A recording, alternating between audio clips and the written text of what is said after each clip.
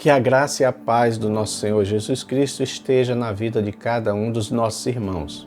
Louvado seja o nome do nosso Senhor, porque nós estamos aqui mais uma vez para falarmos a respeito das lições bíblicas, as lições bíblicas da CPAD, terceiro trimestre de 2022, que tem esse título que os irmãos já sabem, os ataques contra a Igreja de Cristo, as sutilezas de Satanás nesses dias que antecedem a volta de Jesus. E nós já estamos na lição de número 2, que você pode acompanhar aí pelo slide, né? Lição de número 2, as sutilezas da banalização da graça.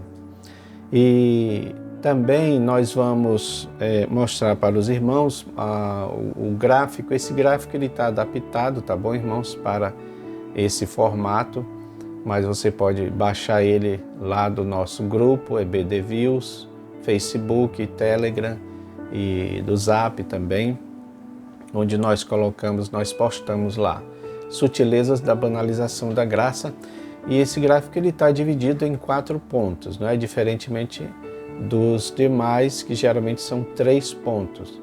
O que é a graça?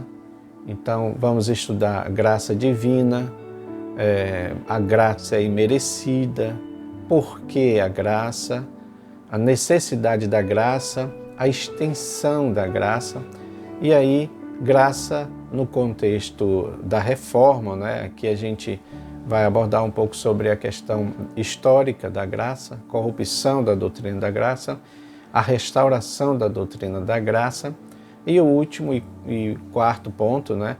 A graça no contexto contemporâneo, que é exatamente o tema principal da lição, que trata sobre essa banalização, esse barateamento da graça e o valor da graça. Então, meus amados, está uma bênção a nossa lição. Eu gostaria de, antes de nós entrarmos no tópico 1, porque na realidade o tópico 1 ele fala sobre compreendendo a graça, né? Você pode acompanhar aí o slide, compreendendo a graça. O que é a graça? Né? A graça é divina e a graça é imerecida. Queridos, esse ponto aqui, ele é importante porque dá a definição da graça. E nós fizemos aqui uns gráficos, você pode acompanhar aí também, sobre qual é a definição da graça, né? E aqui nós colocamos a graça de Deus é poder para viver, ou seja, ela é uma virtude, uma força, um agir de Deus que opera em nós para mudar as nossas capacidades em relação ao serviço de Deus, o trabalho de Deus, o sofrimento, porque claro que precisamos desse poder, dessa virtude, dessa graça para suportar os sofrimentos e também para nós sermos obedientes ao Senhor. Esse é um conceito inicial de graça. Mas a graça também, ela significa amor incondicional, ou seja, graça é o amor que se doa a você, mesmo quando você não tem nada para dar em troca, né? Que foi o que Cristo, que foi o que Deus fez por nós. Ele se doou, ele, no caso, Deus nos deu um grande presente, que é exatamente Cristo. Cristo também se doou a nós, sem que a gente merecesse, porque a gente não tinha nada para dar em troca, não é? Não podemos pagar este amor com que Deus nos deu. Então, é um amor que nos ajuda mesmo quando a gente não merece, né? Graça é ser amado mesmo quando você não é amado. Isso é maravilhoso, né? Saber que um dia nós nos sentíamos assim, né? Completamente desmerecidos, sem amor, mas o nosso Deus nos alcançou com o seu amor. E isto é graça, né? Graça também é um presente, a graça de Deus também é um presente, ou seja, é um favor imerecido. É quando conseguimos um presente ou quando ganhamos um presente sem que a gente mereça. E é interessante que esse conceito aqui diz que é diferente de um empréstimo. Um presente não é um empréstimo. Um empréstimo exige reembolso, né? Devolução do destinatário, mas o fato da graça ser um dom significa que nada é devolvido em troca. Não tem nada que a gente possa dar em troca pelo que Deus fez por nós, né? Por isso que ela é um presente, por isso que ela é um dom de Deus. A graça é a essência do Evangelho. Se nós queremos entender o que é o Evangelho, precisamos entender o que é a graça. A essência da Bíblia, da Palavra de Deus, é a doutrina da graça de Deus. A graça de Deus é o mais importante conceito que está descrito na Bíblia, né? Consequentemente no cristianismo, e serve para todo mundo, para todos nós. Efésios 2:8, porque pela graça sois salvos, por meio da fé, e isso não vem de vós, é dom de Deus, tá bom? Então, esse é o primeiro ponto para a gente entender que a graça, de fato, ela é divina. E aí nós temos, meus queridos, o tópico 2, que diz a graça no contexto bíblico, né? A necessidade da graça. Por que a graça, né? Por que é importante a graça e a extensão da graça? Para que a gente compreenda melhor, e como vocês sabem, nós estamos a nossa proposta é uma proposta visual, né? Que você possa ministrar a sua aula de maneira visual. E nós criamos esse gráfico aí, que denominamos do pecado à graça, porque todo esse texto do nosso pastor José Gonçalves, a necessidade da graça, a extensão da graça, está dentro desse gráfico, tá? Então, só uma dica, você vai acompanhando no sentido horário, tá bom? E você começa com o primeiro ponto, né? A parte que fala sobre o pecado. E aí você vai acompanhando as setinhas e se, claro, você estudando essa lição aqui, esse gráfico, irmão, ele é excelente para exemplificar, para você dar a aula em cima desse ponto aqui, desse tópico, tá? Porque o que é que acontece? O nosso comentarista fala sobre a queda do homem. Então, o pecado, para a gente entender aonde é que entrou o contexto da graça. Veja bem, o pecado, o que é o pecado? A gente pode dizer, nós conhecemos o significado da hamartia, ou hamartia, ou seja, errar o alvo, mas também significa dizer que é uma infração contra uma lei, né, estabelecida. Ou seja, Deus tinha dito para Adão, olha, vocês podem comer de todas as árvores do jardim, mas não pode comer da árvore do conhecimento do bem e do mal. Então, não era para eles comerem. Interessante que eu sempre digo, isso era só uma lei praticamente, né? A segunda lei era que eles poderiam comer de todas as árvores. E a primeira lei é que eles não deveriam, quer dizer, uma lei proibitiva e uma lei permissiva. Então Deus diz, não coma da árvore do conhecimento do bem e do mal, né? Isso era uma lei. O que foi que eles fizeram? Infringiram essa lei. E quando a gente fala de lei, claro que nós estamos falando de um processo judicial. Então, quando o homem infringe a lei de Deus, ele passa a ser devedor, ele tem uma dívida, uma pendência judicial contra a lei de Deus, porque ele infringiu a lei. E é interessante que essa questão da lei, ela se aplica para vários outros sentidos. Se, por exemplo, nós colocarmos aqui a lei da natureza, ela é aplicável para a lei da natureza também. Você sabe, né? A gravidade puxa os corpos para o centro da Terra. Isso é uma lei. Agora, se você disser assim, eu quero infringir essa lei, Eu vou subir ao 39º andar de um edifício e vou achar que eu posso voar e vou me jogar de lá de cima.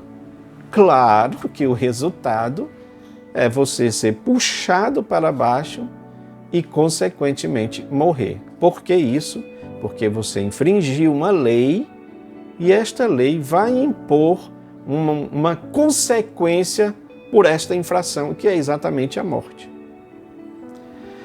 Veja bem, se a gente puder colocar um outro exemplo que é muito interessante. Você está em uma autoestrada a 120 km por hora, e sendo que a autoestrada lá o limite máximo de velocidade é 80 km por hora.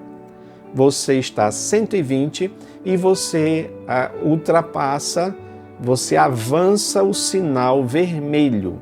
Naquele sinal está lá um radar e uma câmera. Então ele está captando ali a sua placa do seu carro, certo? O que é que vai acontecer? Você infringiu duas leis, ou seja, a questão da velocidade, que era só até 80 e você estava a 120, e a questão de avançar o sinal vermelho. Qual é a penalidade para você? Você vai pagar uma multa por estar acima da velocidade e por ter avançado o sinal vermelho. Meus amados, nós precisamos entender esses conceitos, esse conceito do pecado, porque a sociedade hoje está propensa a dizer que não existe pecado, tá bom? Que você é a medida daquilo que você acredita que é e pronto. Você pode fazer o seu próprio estilo de vida e não é assim. Na própria natureza nós temos leis estabelecidas que se nós infringirmos nós vamos sofrer as penalidades. Em relação ao pecado é a mesma coisa. Então nós pecamos contra Deus, nós infringimos a lei de Deus. E o que é que Deus vai fazer? Ele vai nos sentenciar, ele vai nos julgar, ele vai aplicar a sua justiça em nós. E já tinha sido anunciado para Adão que se ele comesse ele iria morrer, ou seja, ele já estava sabendo do resultado do que iria acontecer se ele infringisse a lei de Deus. E exatamente foi isso que ele fez. Então o que é que Deus faz? Aplica a sentença, aplica a sua justiça. É a ira de Deus sendo aplicada ao homem. E o nosso comentarista faz aqui um comentário muito interessante. Tem até aqui, né, no Auxílio da Vida Cristã. Deus tem todo o direito de estar irado. E ele mostra aqui que, de fato, a ira de Deus não é igual à ira humana. Porque a ira humana, ela está voltada mais para a questão da vingança, ela está voltada mais para a questão do comportamento ou do temperamento humano. Deus não tem esse tipo de atitude. A ira de Deus, ela é proporcional, ela é aplicada de acordo com a sua justiça. Com a sua justiça. Então, para que a gente entenda, todos pecaram e destituídos estão da glória de Deus. Deus precisava aplicar a sentença pelo pecado. Isto é irrevogável. Isto é irremediável. Deus aplicou, Deus vai aplicar a sentença contra o pecado de toda a humanidade. Mas eis que surge algo muito maravilhoso que Deus fez também. Ele derramou sobre a raça humana, sobre o homem nascido, não é? Ou que pelo menos nasceu perfeito, foi criado perfeito, mas pecou. Deus lança sobre toda a descendência humana uma coisa chamada graça, que é um poder, que é uma virtude, conforme nós estudamos, uma forma que Deus achou para nos dar o seu favor. Amados, isso é importante, essa mensagem, inclusive para a gente pregar para o pecador que não entende muito. Ora, se tem muitos crentes que não entendem porque são salvos, imagine os pecadores. Então, a gente precisa entender isso. A graça é o amor de Deus aplicado a nós, como se fosse um presente, uma forma de nos livrar da condenação eterna. Aí é que entra o sacrifício de Jesus. Nós estamos aqui falando da graça, dessa parte, né, vermelha do gráfico, mas aí entra o sacrifício de Jesus, que é o que está ali no centro. Jesus morreu por todos, sim, não adianta a gente querer, não é, colocar alguma ideia humana aí que Jesus morreu só pelos eleitos. Ele morreu por todos, claro. Agora, o que acontece é que para que esta salvação ela seja vivenciada na nossa vida, existe um outro elemento aí chamado fé. Por isso que o texto diz que a salvação é pela fé. Fé em quê? No sacrifício de Cristo. Fé no que Jesus fez por nós. Porque não é só uma questão da morte de Cristo. Esse ponto é importante a gente entender. Na parte que tem ali a sentença que você está vendo ali, eu falei uma coisa muito certa que quase não se fala nas igrejas. Deus aplicou e Deus vai aplicar a sua sentença, o seu juízo, a sua ira. Deus fez isso, meus irmãos. Como ele fez isso? Ele aplicou a sua ira sobre Jesus. Por isso que ele foi morto. Por isso que Deus permitiu a sua morte. Para quê? Para que através da sua morte, do derramamento do seu sangue, houvesse propiciação. Olha que coisa maravilhosa. O que é a propiciação? É o aplacamento da ira da divindade contra os seus filhos, contra os seus adoradores, contra a sua criação. Então, é por isso que existe a doutrina da propiciação, ou seja, é esse aplacamento da ira de Deus e esta aceitação de Deus em relação ao sacrifício. Olha, é por isso que a gente precisa entender os conceitos que estão na palavra de Deus. Isaías 53, quando a Bíblia diz: agradou a Deus moê-lo. Como pode um pai se agradar da morte, do sofrimento de um filho? Porque exatamente aquele sofrimento, aquele derramamento de sangue foi um sacrifício que foi propício a Deus, ele aceitou, ou seja, Cristo julgou toda a humanidade, Deus julgou toda a humanidade em Cristo para que, através da fé, pela graça, a graça que foi derramada através do sacrifício de Cristo, esse presente maravilhoso, quando a gente cresce no sacrifício de Cristo, nós também fôssemos livres da ira de Deus. Porque a ira de Deus estava derramada sobre nós, mas ela foi desviada para o Filho. Você se lembra do sacrifício de Abraão? Abraão, no final, não sacrificou o seu filho, mas teve que sacrificar o cordeiro. Olha, o cordeiro. O cordeiro é Cristo. Ele que morreu por nós. Então, toda a ira de Deus foi aplacada em Cristo para que, através do seu sacrifício, nós fôssemos feitos justiça de Deus. Olha que coisa maravilhosa. O que é que isso significa? Significa que eu, um pecador miserável, que cometi os meus pecados, agora eu estou justificado em Cristo e por isso nenhuma condenação há para quem está em Cristo Jesus. Glória a Deus. Isso é algo maravilhoso, irmãos. Precisa ser pregado, precisa ser ensinado nas igrejas, para que a gente entenda o valor da graça, o que foi que Deus fez por nós. Meus amados, dando continuidade aqui no tópico 3. A graça no contexto da reforma. Professor, aqui vai exigir de nós que a gente tenha esse conhecimento, ou a gente busque um pouco do conhecimento histórico. É claro, eu não estou incentivando aqui que a gente tem que dar uma aula de história nesse ponto.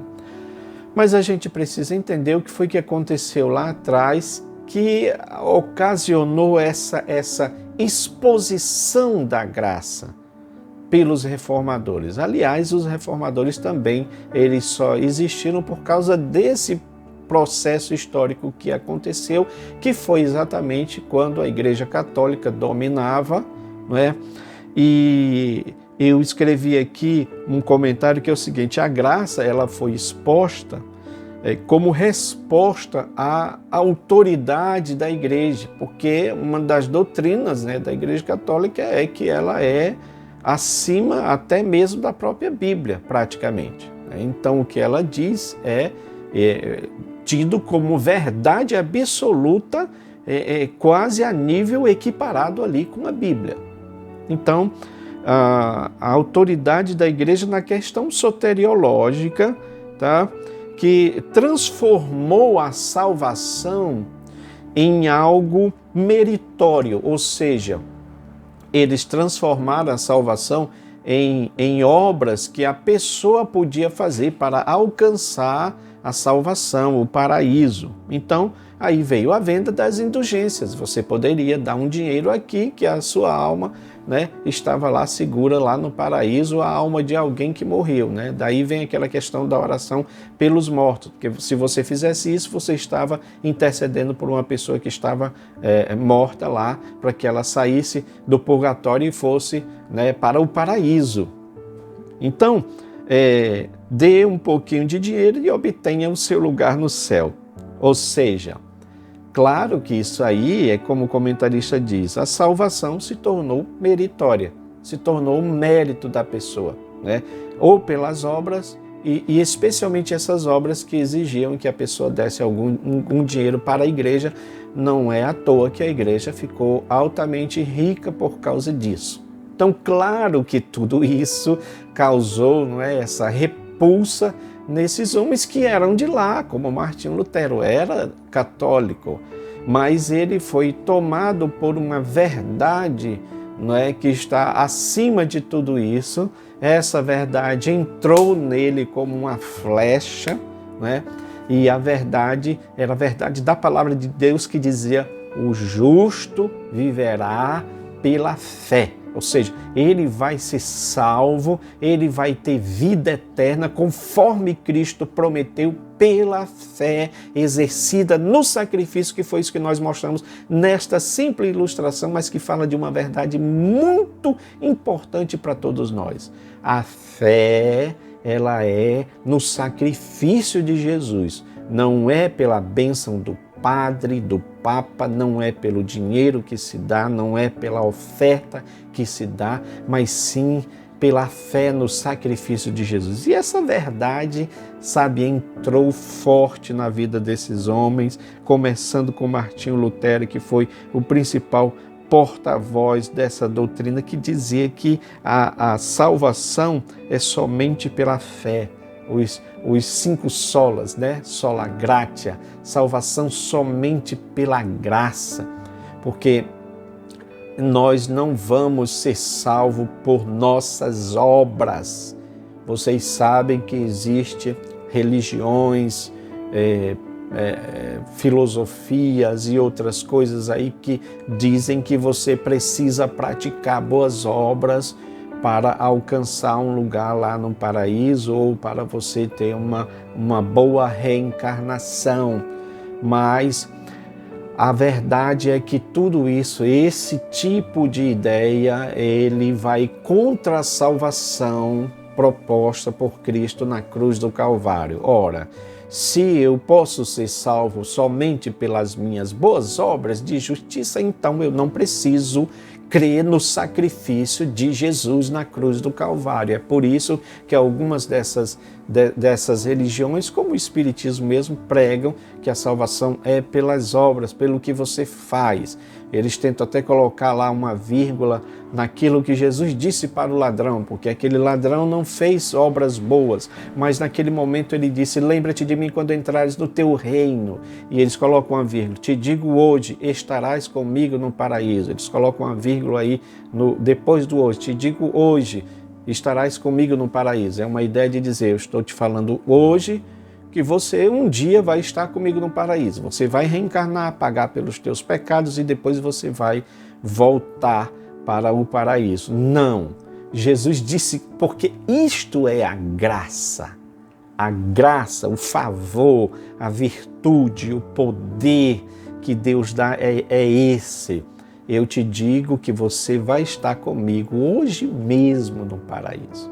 Então, meus amados, não tem como nós fugirmos disso, né? Agora, para nós encerrarmos aqui, vamos ver o tópico de número 4. O tópico de número 4 está falando a respeito da graça barateada. Aí é que é o problema, não é? Porque se nós citamos aqui outras religiões que têm um pensamento diferente, né? Nós estamos aqui mostrando a diferença, né? A ideia aqui não é criticar a religião, sim, mas mostrar os pensamentos diferentes. O mais complicado disso é quando esses conceitos surgem dentro da igreja, não é? E aí nós precisamos defender a fé, porque já é mais complicado assim. Então, qual é a graça no contexto, como é a graça no contexto contemporâneo? Aí se fala da expressão graça barateada, que foi introduzida na literatura para expressar essa vida nominal ou mundanizada. O que isto quer dizer? A graça barateada, ela desvaloriza o valor do sangue de Cristo. Porque nós entendemos pela palavra, e nós já mostramos isso, e a palavra de Deus mesmo diz que todos pecaram e destituídos estão da glória de Deus. Não tem como fugirmos disso. Você pode ir para um lugar distante, isolado, você pode se enclausurar dentro de algum lugar, mas o pecado vai com você. Não tem como nós fugirmos disso. Então todos pecaram. Mas o sangue de Cristo nos purifica de todo pecado. É pelo sacrifício de Cristo, é pela fé no sacrifício de Cristo que nós somos perdoados. Agora, o que precisa entender, o que precisa ficar claro, é por isso que essa doutrina da soteriologia, ela é ampla, você vai estudando vários outros aspectos. Por exemplo, quando você está falando sobre os elementos da salvação, sobre os pontos importantes da salvação, você tem ali, por exemplo, a santificação. A santificação é pelo sangue de Cristo. O sangue de Cristo, seu Filho, nos purifica de todo pecado. Então precisamos entender que também isso é um processo. E esse processo vai exigir renúncia da nossa parte. Aí o comentarista, e eu não quis colocar aqui, mas eu vou postar no grupo, tá, irmãos, para vocês verem aí a diferença entre essas duas linhas de pensamentos, né? Porque alguns dizem que uma vez salvo, salvo para sempre. Eu acredito nisso. Como? Do ponto de vista de Deus para nós. Do ponto de vista de nós para Deus, não. Por quê? Porque se eu não permanecer, se eu não tiver consciência que eu preciso permanecer, eu não vou ser salvo. Então eu não posso dizer que eu fui salvo, então para sempre eu estarei salvo. Isto é do ponto de vista de Deus, que sabe todos aqueles que vão ser salvos e os que não vão ser. Ele sabe todos aqueles que vão permanecer até o final e os que não vão permanecer. Agora aqui para nós, a gente pode olhar para um e dizer, não, aquele irmão é um servo de Deus, ele está salvo, não é? Ele está garantido, ele está, uma vez salvo, salvo para sempre. É preciso perseverança, não é assim que se fala também? Perseverança. Se não houvesse a perseverança, não havia essa ideia da gente dizer, não, olha, já está salvo. Já está salvo, não precisa fazer mais nada. Precisamos sim, irmãos. Jesus já fez tudo por nós. Mas aí é que entra aqueles conceitos, não é? De monergismo, de sinergismo. Então, sinergismo é isso. É aquilo que nós precisamos fazer para continuar salvo na pessoa de Cristo Jesus. O problema da graça barateada, dessa desvalorização da graça, é exatamente uma coisa chamada permissividade, liberalidade, que a gente pode colocar também como secularidade, que a gente pode colocar também de maneira mais simplificada, mundanismo. Então, nesse sentido, pode tudo, tudo é permitido. Você pode ser o que você quiser, porque no final, como o nosso próprio comentarista diz aqui em outro ponto, você vai ser salvo.